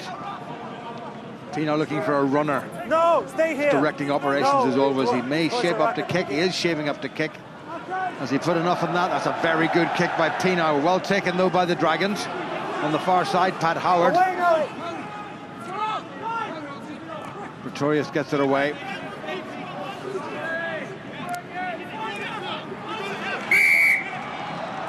Ulster thought they'd got that, but there was a hand in the ruck, an illegal hand. Might well have been Clive Ross, somewhat bewhiskered Clive Ross.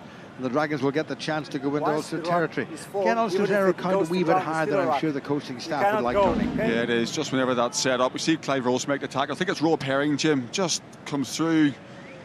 He maybe claim he's on his feet, but there's certainly more than 3 players in there and more than 2 players on the ground, and that's a ruck, and your hands can't go in. But it's certainly something Ulster have been guilty of over the last 2-3 years, and error count, and specifically penalty count at breakdown time, has cost them badly in seasons. And this year, I'm sure Joe Parkett will be looking to turn that round. Well, T. Rees Thomas, now 34 years of age, will have a new loosehead prop because Sam Hobbs is going off.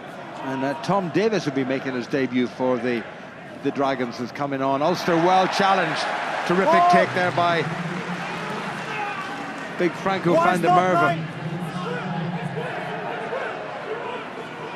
Good protection of the football by Ulster and by Rob Herring at the back, and they're driving forward, and Dragons have got to be careful they don't get themselves offside. Straight in is Tom Davis, number 17.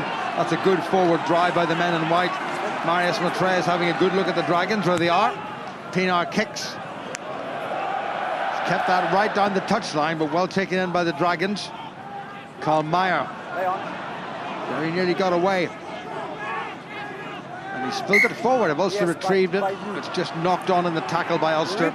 So the Dragons keeping possession. Yeah, ball just being ripped free. Franco van der Merwe in the tackle, but again, it's a good pick-off from Ulster, reading it well, and this is something, again, they've done well in the 2 games that I've watched so far this year, Jim. Northampton and tonight, they seem to be reading the line out better. They're happier putting opposition under pressure with men in the air as well, and if the throw's not on the money, Van der Merwe is such a good exponent in terms of a defensive line-out jumper. He was all over that. But the catch and drive just put the Dragons back in their heels, and again, Pienaar with an exquisite box kick, but Mayer dealt very well with the back. Franco van der Merwe, of course, like his fellow Springbok, Johan Pienaar, will be leaving Ulster at the end of this season, so that's going to be a pair of big boots to fill as well.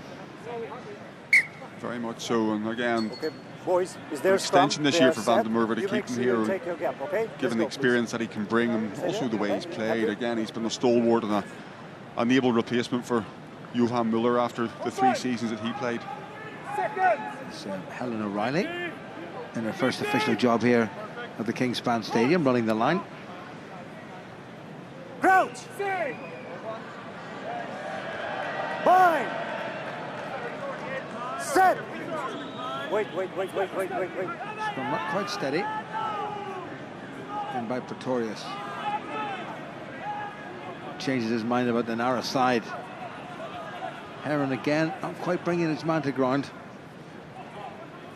McLeod, Meyer, holding no problems with the tackle. Pretorius on the narrow side. This is taken on by Tom Davis, the replacement prop forward. Nick Cudd.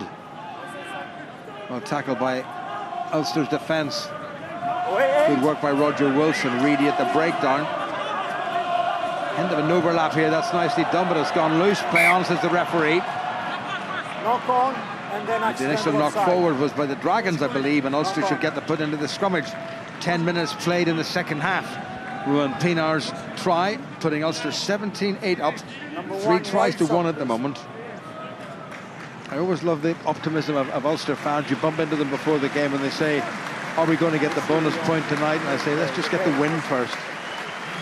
Absolutely, it's the win first and foremost. See those 4 points and then chase if you can, but they really have put themselves in the box seat tonight. Woe betide anything goes wrong, but the Dragons look as if they don't really have much of a cutting threat outside, Jim. They're more a ball-carrying side. They're prepared to sort of bosh their way over the gain line, but without a real threat out wide. And there's Rodney Ayew, got himself cut just before the game last week and got a bit of a bang in the head, so concussion procedures being followed, and one hopes that's not going to keep him sidelined for too long. Ulster, meanwhile, have made another change in the front row, and Kyle McCall has come on at loosehead props. Ulster have changed both their props. Robbie Dagg may well be coming on in the not too distant future for Clive Ross. We'll have to wait and see. Bit of a shunt from the Dragons, an early shunt. Ulster take the free quickly. McCluskey, Pietau puts the foot on the gas. shepherded toward the touchline. Well done by Tyler Morgan. But it's made available for Ulster. Roger Wilson. Still grafting away. Heron, nicely done. Well taken there by Ulster. Ross Kane seems to be back on the field wearing number 3. Offside. Yes. But the back was phone. Yeah, maybe that was just a bang of some discretion earlier on. He's been deemed okay to return to the fray, and I'm sure Bryn will be happy to see him back out there. I think everybody will. Stepped on very quietly. Brett Heron's kicking out of hand to touch has been terrific, and there's no change there. And he's given Ulster a very good position. This is a good positional option here for Ulster. Free kick against him. Terrific crowd here, the Kingspan, for this, the opening game of the 2016-2017 season. You keep your balance. Ulster have been in the knockout stages of 5 of the last 6 seasons, but they haven't won the trophy since 2006. As my good friend Ian Graham, who was president of the Ulster branch that particular year, reminds me. Après-moi le déluge, he said, lapsing into the French. Corey Hill seems to be in the wars. Good position this, though, for Ulster. Yeah, well, forwards having a bit of a conflab, and it wouldn't surprise me to see a catch and drive if they can execute the throw cleanly. But just going back to what you said there, Jim, and it's occasions like this, and certainly over the last couple of seasons, where Ulster maybe haven't managed to finish teams off and get that bonus point that has come back to haunt them. And you really have to try and be as clinical as he possibly can this year. If there are points there, they must take them. Yes, if you look at the results we saw most recently from the other 2 games with Leinster and the Ospreys putting Italian opposition very much to the sword, and Ulster have very rarely done that. And there is going to be a change. Looks like Corey Hill's going to come off the field. I'm not sure, is it a contact lens probably? He was holding the side of his head, so it's much more than that. So off he goes. I'm not sure who they're going to bring on, because they haven't too much left, because they've already got Nick Croswell and Lewis Evans on the field.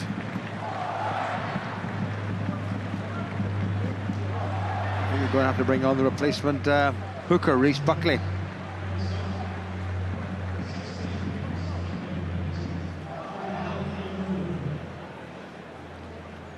Still a long way to go.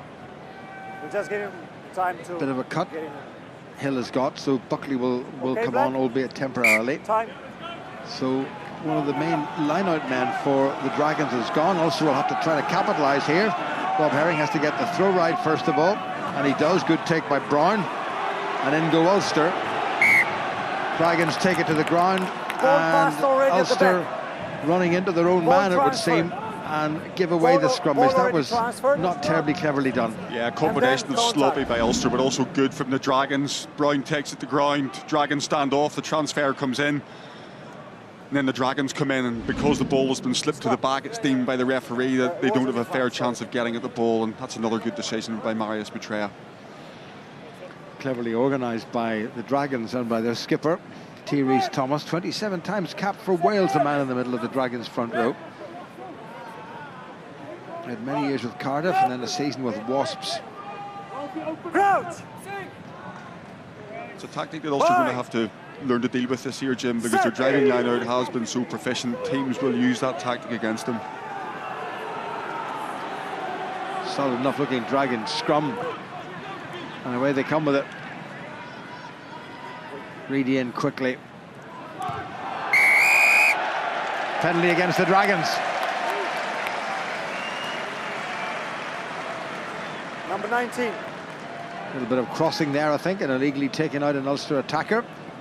Now, what do you do here? Do you go for the 4 tries, or do you take the 3 points at this stage of the game, just to give you that little bit of a better cushion? Yeah, look, I don't see the Dragons really coming back into this much in terms of scoring 3 or 4 tries. I think if the opportunities here, Ulster could either kick for the corner. Captain. The platform from the scrum has been good as well, and looks like Brett Heron's going to slide this in the corner. They've been reading your fertile mind, Mr. McWhirter. And Heron finds a very good touch indeed. Well, he couldn't have got that any closer. Franco van der Merwe, who calls the lineouts, brings them all in. Sean Reedy in accordance.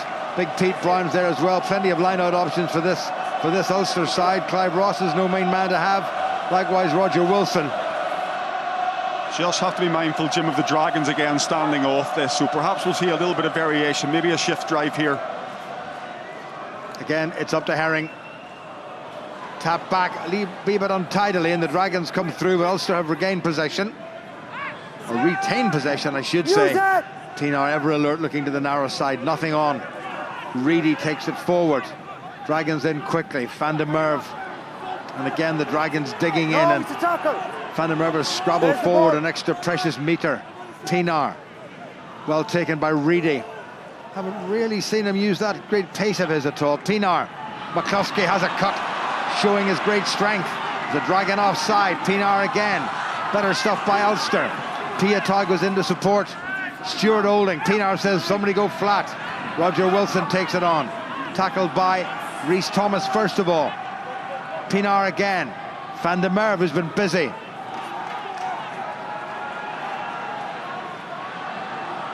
Oh, nicely floated. Olding, a little hitch kick, and he's kept it in possession, and he's brought it in field. Pete Brown, another good game. Nice little flat pass taken on by Kyle McCaw. Pienaar, not the greatest pass in the world from Heron. McCluskey has to gather, and he does. On out to Little, who just couldn't quite manage it. Well, McCluskey did particularly well from a difficult situation. He just about rescued it, but he just couldn't quite get that back of the hand pass away. Yeah, again, just a little bit sloppy from Brett Heron. Ulster just going through the phases. There's a nice loop pass from Heron. You see Olding cuts inside, just the stud's not long enough to keep him on his feet, but on this occasion looks up and he really has a wing at that, and McCluskey is in no position to gather. Whenever he does pick it up, he feeds a nice ball to Rob Little, but the chance is gone. Ulster set to bring on two big men in replacement. I think Alan O'Connor and Robbie Dyack are both going to be coming on for Ulster. Be interesting to see who makes way. Well, Pete Brown is coming off, so O'Connor will come on, and Roger Wilson is going off. And you probably reckon that Sean Reedy might move into number 8, where he played the last few games of last season. So on comes Robbie Dyack, winning his 176th cap for his adopted province, now a fully fledged Irish international. Two handy men to come off the bench, Tony. Yeah, Wilson and Pete Brown have gone well. Peter Brown adding consistency, Jim, to what he saw last year, and Roger Wilson looking very much refreshed. He's had a big game tonight, carried well, but just adds so much solidity to that pack. Tell you, he's got an engine like an old 3.5 litre Rover. Roger Wilson goes forever.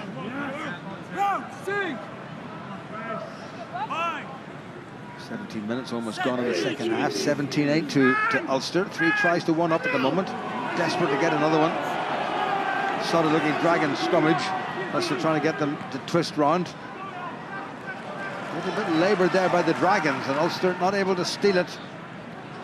McLeod has to get it away, and Karl Meyer puts that right boot to it and clears very nicely. So in modern parlance, pretty decent exit strategy shown by the Dragons. Yeah, it was, but you just get the feeling that Ulster are just turning this screw, and Dragons are really looking to clear the decks at first given opportunity. And one would imagine if Ulster can just hold, have patience and go through that multi-phase effort that we talked about, the gaps will appear. And certainly the Dragons have had to use a lot of the replacements early on in the game, Jim, where Ulster now should and will be feeding fresh blood into this last 20.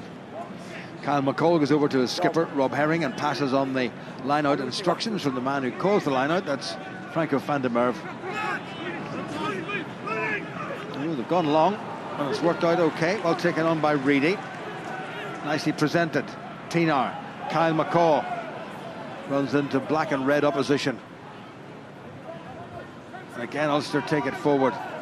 And again, it's Ross Kane. Here's Alan O'Connor. 17 moves. Missed out toward the end of last season because of injury, but raring to go. Heron, Olding runs into Rhys Thomas. Pienaar looking for a runner. Gets it in the shape of the ebullient Ross Kane. Piatoi. Oh, he is a serious piece of work, isn't he? Robbie Dyack. Oh, he's done well. Breaks that first line of defence. Chance now for Ulster if they can shift this. There's Olding. Good pass. McCluskey gets it away. Well taken, almost. Wasn't the greatest or most sympathetic pass in the world to Reedy, who had to stretch behind him. Well, those little things cost sides dear, don't they? Yeah, they do, and perhaps Sean Reedy, Jim, just guilty of being a little bit too flat. If he just held his depth a little bit more. McCluskey shows and goes, draws the man in, and for me, Reedy's probably guilty of overrunning that slightly. Number 3 white sub. Number 3. McCluskey, well, Time off. perhaps he's just put a little bit too Time much off. acceleration on it. Andrew Warwick has come on again, and Time Ross on. Kane is going off. So Ross Kane went off to get the little bit of instant concussion rating, and he's gone off properly this time. But he has had a very, very good Ulster debut. Yeah, he showed up well and can be well proud of his efforts this evening, and perhaps it shows that the cupboard is not quite that bare in the tight head position. Ulster team manager David Miller, a former Dungannon Ulster prop himself. I remember him scoring a terrific try here in this ground, I think on his debut. Cyril Pretorius. Dragons inside their 22, coming up at the end of the third quarter. Ulster leading by 17 points to 8 and 3 tries to 1. Solid looking Dragon scrummage. Referee will encourage them to get it away, and the crowd are doing more than that. White 9. Pienaar almost disrupting. McLeod had to stretch, and he's hoiked that. Taken in by Stockdale. 9 white offside. And Ulster penalised for being offside at the scrum, and again that was unnecessary because they had the 9 ball white. dead to In rights. front of the flankers. Yeah, it was, but the Dragons, Jim, were allowed to keep that ball in there for an awful long time. Pienaar maybe just guilty of sneaking round the corner and giving it away, but I think more frustration really rather than systematic want. McLeod to give the Dragons a toehold, not quite inside the Ulster half, but close to the Ulster half. 12 white. Just under 20 minutes remaining. Sam Windsor has come on. Stuart McCluskey has gone off. So Sam Windsor, now 29 years of age, Irish qualified, playing just his second senior game for Ulster. Can play 10 as well, but came on and played quite well against the Northampton Saints a week ago as a replacement centre. Dragons win the line-out. What are they going to do with this? Straight up the middle.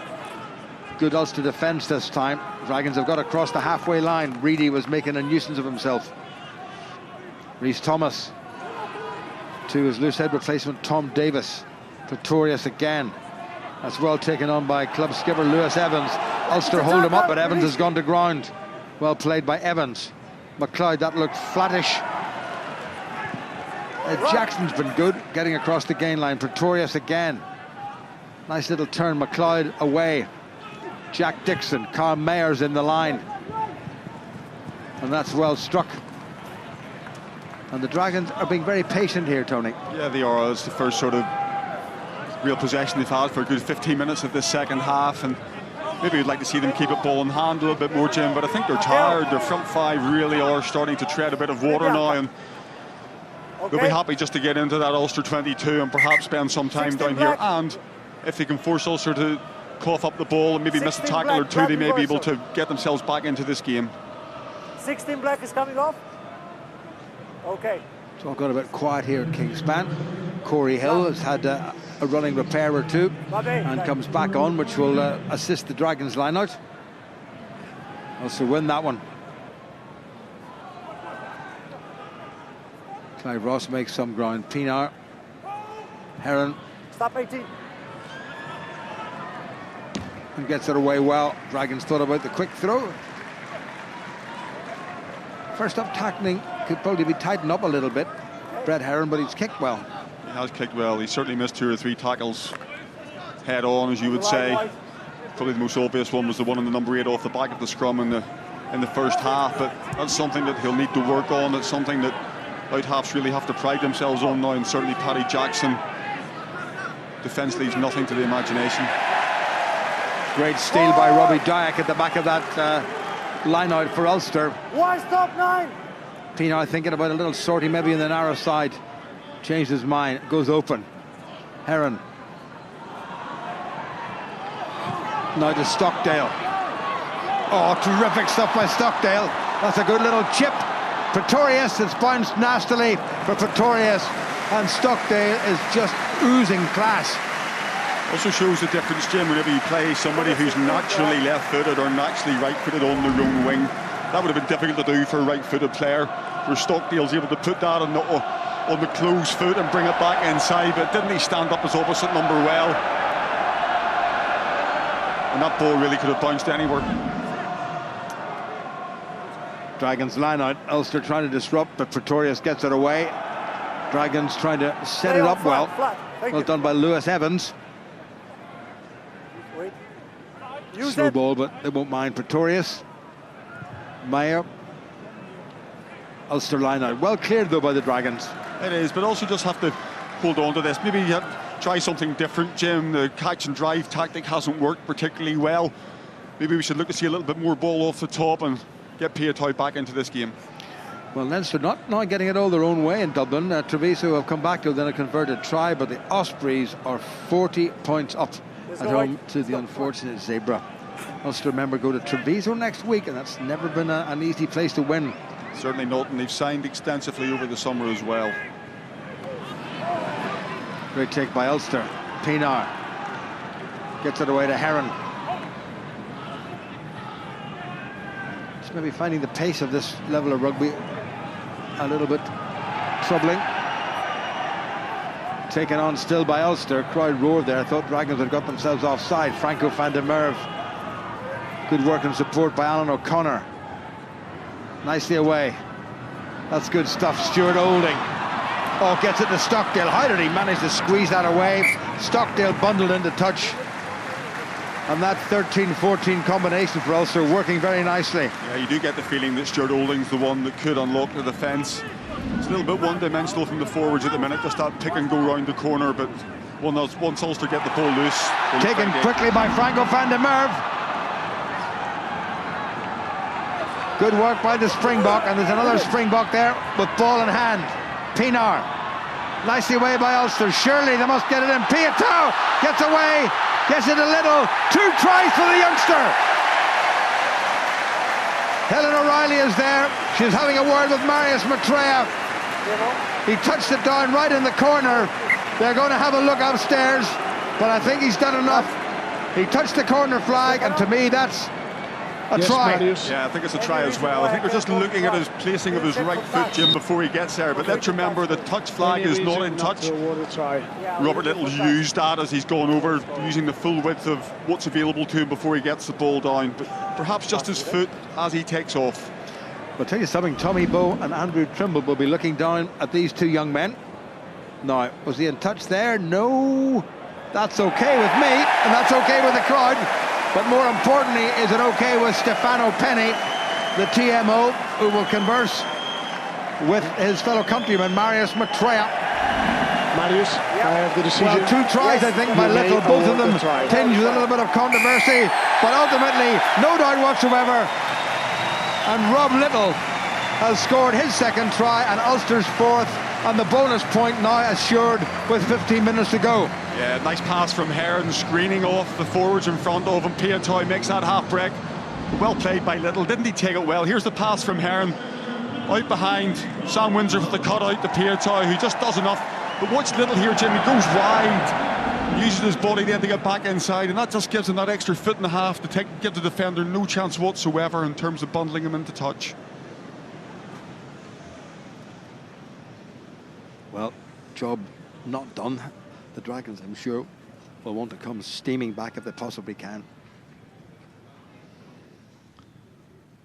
Pienaar, who's taken very little in the last couple of seasons in the way of kicks at goal, despite scoring nearly 800 points for Ulster. Paddy Jackson has been the main goal kicker. This will be a definite fill-up if he can nail this one. No, he hasn't got the kicking boots with him. He's done everything else just about as perfectly as he always does. Kicking not so good, so no conversion there, but 4 tries, 2 of them from this fella, 19 years of age. What a talent. Yeah, he's taken it all in the stride as well, but Piatoy was busting to break that short tackle to see if he could get it himself, but discretion was the better part of valour, and he chose the better option in the free man outside, and Rob Little took that nicely. McLeod, that's a clever kick for his forwards to chase, tap backwards, gathered in by Pienaar, who gives it a belt. What a good kick. Now what's Mayer going to do? I don't think it's going to go over the dead ball line, or the goal line I should say. And Mayer clears and finds a decent touch but Ulster back deep inside Dragons territory, and they've got the throw to the line out. And again, it came from Pienaar's kicking boots in terms of goal kicking. Maybe not with him tonight, but everything else has been done with wonderful smoothness and aplomb. Yeah, he kicks a really dead ball, Jim, and what I mean by that is the ball just seems to go further than you think. Mera had that and then suddenly decided, no, actually that's going over my head, and always seemed to be the way with Pienaar, just gets that extra 5 metres. Dyack wins it. Pienaar, Reedy, shaking off the summer rust. Robbie Dyack has done well. Pienaar half blocked. Heron, now Piatau.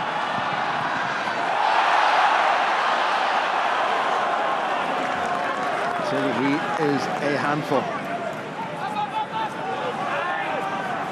Clive Ross needs to present it and does. Pienaar on the narrow side. Stockdale. He's watched his fellow wing get a couple of tries. He's got one.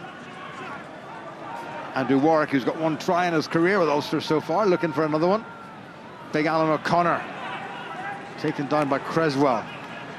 Ulster starting to bubble a little bit. Little chip. Ooh, was it knocked forward by the Dragons? Referee's had a really good look. Was it gathered again? I thought it was maybe a knock forward by the men in black and red, but no. Use it! Ulster still battling away. Referee telling the Dragons they have to use it. They've got the replacement scrum half on, incidentally. Charlie Davis, who played in this game last year, is on. Now it's Piatau.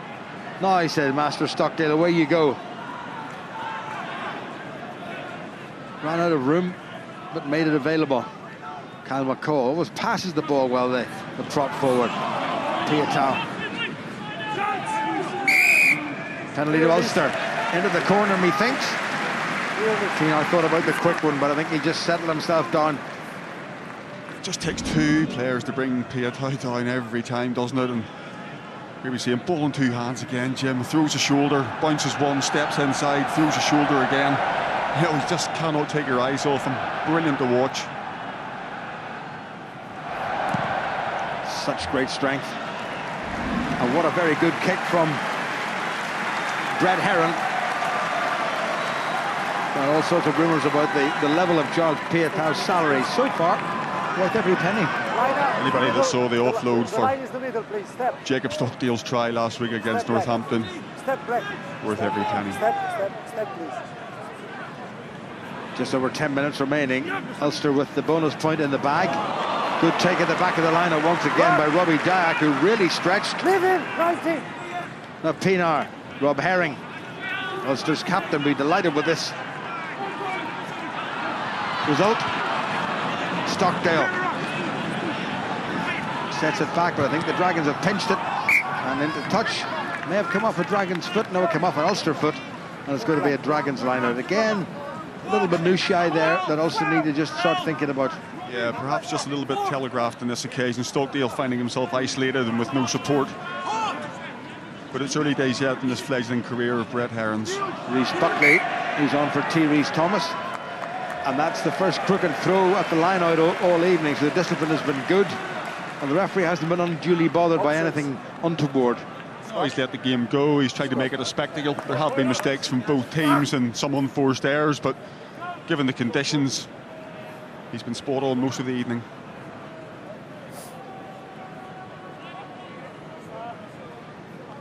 Well, Pienaar just prowling like a panther around that scrummage, having a little word with his front row, having a word with his back row. Has a little glance out toward his outside half, Brett Heron. Can he conjure something up? Crouch. Bind. Set.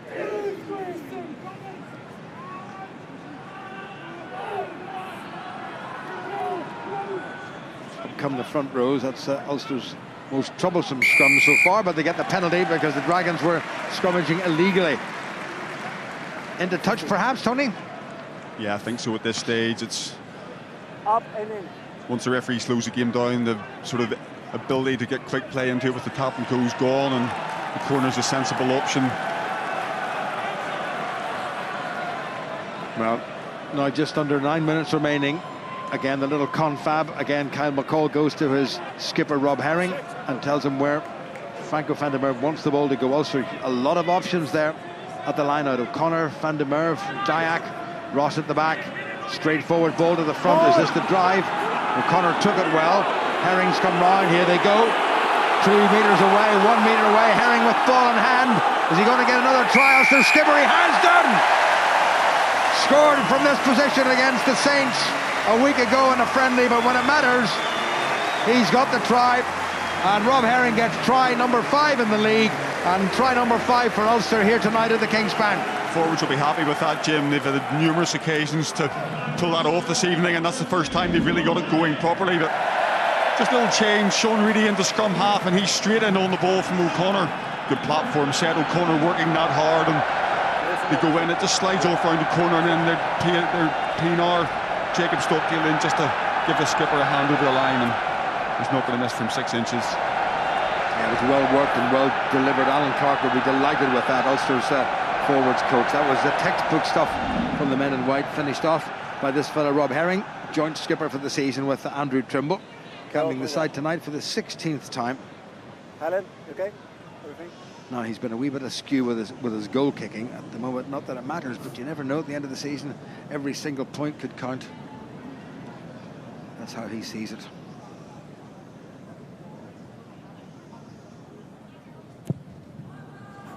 Come in, you rascal. And it did. Well, he's got one.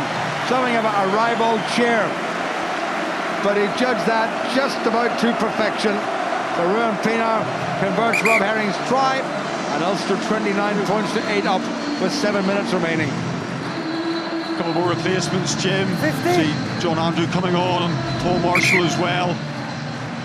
It looks as if Ruan's going to stay 50. on. It's Piatoy that's coming ashore on this occasion, so a little bit of a rejig coming up with the Ulster back line. Wait. Well, Ruan Pienaar has played full back for South Africa. Angus O'Brien has come on for the Dragons at outside half. Piatoy has made a pretty tasty debut in competitive terms for Ulster. Taken in by this young fella who's made a more than tasty debut. 2 tries. Can't do better than that. Marshall has a little go himself. Crowd insistent that the Dragons had a man offside. Clive Ross, who's going to play the whole game, has done well. Marshall, Heron. Pienaar is playing full-back, away to Olding. Good transfer, now Stockdale. There's that kick and chase, and the kick is just about perfect. Well, what an accomplished young man this is. I'll tell you something, he will not be too far away from wearing the green jersey of Ireland in the not too distant future. The nice thing that I've seen from him tonight, Jim, is the composure that he shows. I think last year maybe just out there for the first time, trying to do too much too early. Tonight he looks as if he has every trick in the book, and he can pull them out whenever he has to. He's been very, very effective, and lots more to come, as you say. Well, scooped up by Robbie Dyack. Ulster just hoping to press home the advantage. Paul Marshall. Rob Herring scored of the 5th try. Away, black now. Good drive by the captain. Franco van der Merwe showing great strength in the tackle. Kyle McCall. 5 minutes to go. Ross did a bit of juggling there, but the ball stayed within his grasp, which is important, and he's presented it nicely. Marshall. There's the kick for Stockdale. So close.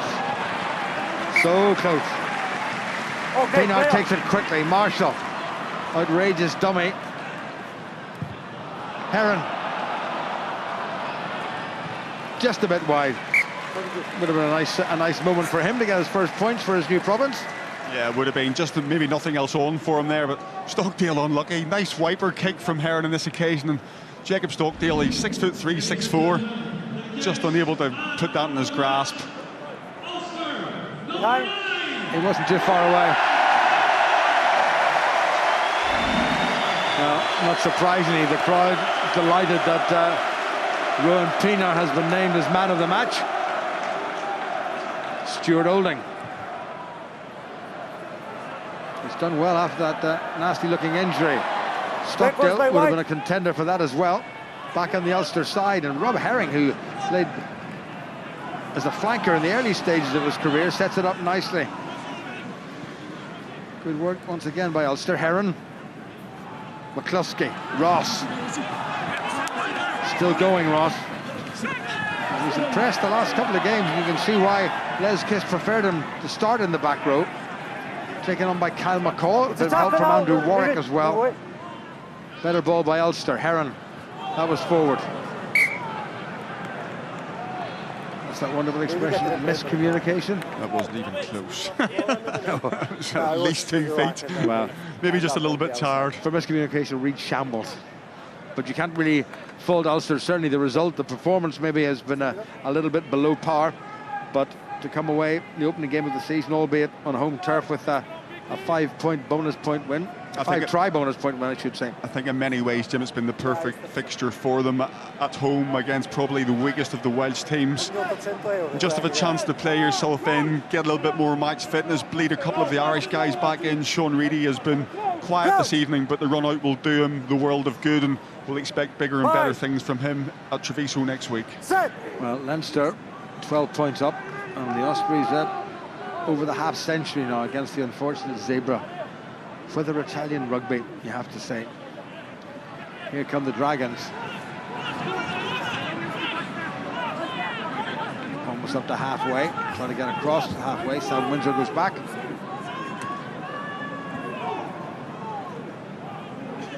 Well, a lot of the zip has gone out of the Dragons' work, understandably. They led at one stage by 8 points to 0, but they haven't scored since the 12th minute of the first half. That's a little bit unfortunate. Ruan Pienaar couldn't quite gather. The initial knock forward was with the Dragons, and Ulster will get the scrum with 2 minutes to go.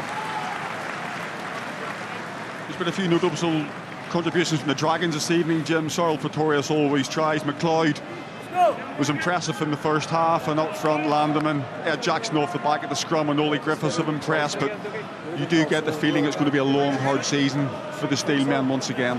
When you mentioned the strength of squads, I looked before I came here at the sides named for the Ospreys tonight and for the Scarlets tomorrow, and both of those sides look very impressive in terms of their respective lineups. Nobody being rested, everybody seems to be back for them, so they will certainly challenge, I do believe, as well. Huge game coming up tomorrow with the champions Connacht at home to Glasgow Warriors. What a belter that's going to be at the Sports Ground. And remember, next week we have Ulster against Treviso in Treviso live for you on Saturday afternoon here on BBC Northern Ireland.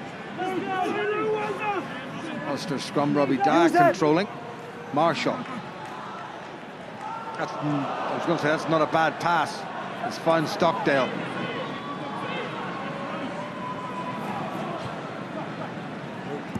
He's done well. It went backward. So what Trent Arnold was doing there. Marshall gets it away. Rob Little does a very clever kick. He's been quite quiet, but then when you score 2 tries for your province and your debut, you're entitled to sit back and maybe bask in a little bit of glory. Well done, the young fella. Yeah, he's just a real natural footballer. I think fullback, as you mentioned earlier on, I can remember watching him play for Methodist College whenever he was a schoolboy, and he has all the tools, Jim. Perhaps composure will be something that he'll add to his game, but this evening he hasn't looked out of place at all. I think the chaps down at College Square East will probably claim him, since he spent 6 years at Ince before moving to Metheny. Well, it's the first time this evening they've actually gone into voice and standing up for the Ulstermen into the last minute, so whenever the ball goes dead, it'll be all over. Here's Corey Allen. Ulster coming barreling through there through Alan O'Connor. Dragons have got it away. Is there one last try for them? Good defence by Stockdale. Poor Marshall across to help. Use it. Stockdale being very aggressive at that breakdown. Still there for the Dragons. They're not going to give this one up. It is the lost cause. They've knocked it forward. Now the referee's playing advantage. And Ulster take advantage. Side the ground with John Andrew. Marshall back inside to his captain Rob Herring, who took off like a train. Marshall again. Pienaar at outside half. Lovely pass. Sam Windsor inside to Stuart Olding, who's done everything but score a try. Marshall again. Is there one last flourish from this Ulster side? Game is won, bonus point secured. Good start to the season. Andrew gets it away, hint of a forward pass. Still there for Ulster and for Stockdale. Marshall in quickly. Franco van der Merwe gets help from Alan O'Connor. Pienaar. Clive Ross thought about giving it, but he's decided to keep going, and that's a good move from him. Little at scrum half. Marshall. Andrew Warwick. Release 19. There's a dragon in the way. Play on, play on. And they've stolen a play on, says the referee. Well, they're going to try to run it from deep, the Dragons. I'm pretty sure. John Andrew covering. He's got a fair old turn of pace. We're well past the 80-minute mark, so whatever happens, the final, when the ball goes dead, unless the Dragons spill it, it's going to be game over, and Ulster will have secured the victory. And they've stolen the ball. Now Marshall has a go himself. It would be very typical if he scored, but he hasn't got the pass away. Knocked forward by Ulster. Referee waiting for advantage to the Dragons. Do they still want to play? Well, they still put it into touch. They still want to play. Full marks to them. And the referee says no advantage there. And that is game over. And the referee Marius Maitreya blows for no side. And despite all the controversy that surrounded his ceasing his involvement with Ulster Rugby at the end of the season, Ruan Pienaar has put in a man of the match performance. But that could equally have gone to this young fella Jacob Stockdale and his fellow wing three-quarter Robert Little. 2 tries by Little, 1 by Stockdale, 5 by Ulster overall, and Ulster have opened their account in chase of the first silverware since 2006 with a fine win at home to the Dragons. It's Ulster 29 and Dragons 8. Well, that was more like it. Second half from Ulster, Stephen Ferris and Andy Ward, and Ruan Pienaar deserved man of the match this evening. Yeah, I think he took a lot of the pressure off Brett Heron there and controlled the game really well from 9. Missed a few kicks that he probably won't be happy with, but at the same time, that charge down I think was the turning point in the match, and I think it was well deserved. He's a great player. Very much so, and you rightly said he just controlled matters out there very, very well, and that's what he does to all the young players around him. He's a controlling influence all round, and he didn't have one of his best nights, and he'll be disappointed from that aspect of his game. But my goodness, how many times have we seen him charge down balls like that? He just knows how to do it. Slapping the Ulster crest on his chest. It's great to see. Good man. Could have been Charles Piatai though. What a competitive debut from him as well. Yeah, every time he touched the ball, he sort of, when it was kicked back to him, he didn't want to kick it, return the kick. He wanted to take it into contact. I'm really excited to see him over the next couple of weeks. Ulster have got Treviso away, Scarlets at home. If we put in another 2 big performances, we could be sitting pretty at the top of the table with 13, 14, 15 points. So hopefully we can do that. Well, Charles Piatai, excellent performance from him. He's a big crowd favourite this evening, and of course went on to set up another try for Robert Little. That's it from Ulster Rugby Live this evening. Join us in a couple of minutes' time on Facebook Live for more analysis. And next week, of course, as Stephen said, Ulster are on the road to Treviso, and that's a match you can see live here on BBC 2 Northern Ireland. 5 tries, bonus point tonight for Ulster, and a big performance from Little. Bye-bye. No time to rest. Just do your best. What you hear is not a test.